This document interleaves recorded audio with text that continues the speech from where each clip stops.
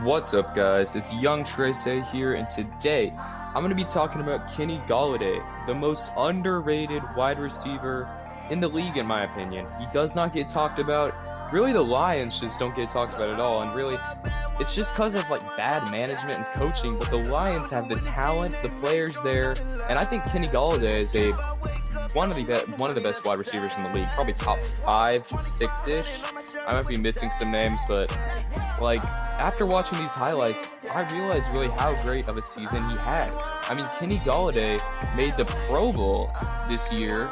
It was as an alternate, but he had 109 yards. He had the most yards in the Pro Bowl out of all wide receivers. I know that might not mean much to you guys, but it just goes to show you how underrated the Lions are and how little respect they get from the rest of the league. But this man was an alternate. He didn't make it by himself. If you look at his stats, he had 1,190 yards, 18 average. He had the longest, which is 75 yards. He had 11 touchdowns, which is a pretty good. That's a career high for him.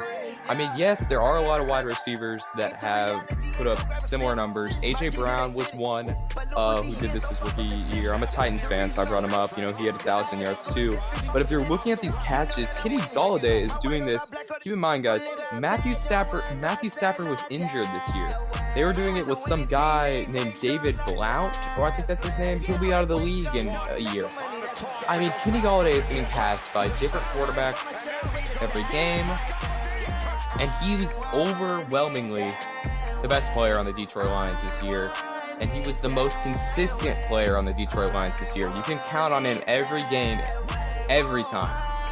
If you wanted a big-time catch, throw it up to Kenny Golladay because you already know he would make it. And I think that he is the sole reason that the Lions really had success with David Blount. They had to kind of double cover him, which led to maybe one-on-ones on the outside. So Blount really was capable of making threes. When I say success, I mean not losing every single game and hanging in there. I remember they hung in a game against the Packers. They were kind of in there with the Cowboys a little bit.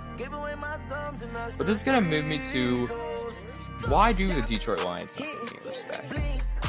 Let's pivot there. And I really want to talk about their coaching and ownership. So they recently had an ownership change. I forgot the woman's name, but she's stepping down and giving it to the rights of the Lions to her daughter. We'll see how that plays out. But as far as their coaching goes, Matt Patricia is an awful coach. He's an off-brand Mike Vrabel, off-brand Bill Belichick. He's off the Belichick tree, but he's not as good as a coach as the other ones. I don't know why they kept Matt Patricia. I'm guessing just for consistency, but they really, if you look at the past 2 years he's had zero success. Yes, you can contribute that to Matthew Stafford being injured, but at the end of the day, good coaches win without all their star players, and that's something that Matt Patricia could not say. See, Matt Patricia is trying to be too much like Bill Belichick and enforce themselves on the players, but he's not Bill Belichick yet. He doesn't have the success and resume to be portrayed as that type of coach. So that's number one. Number two, injuries. Something's wrong with their training staff, I'm guessing.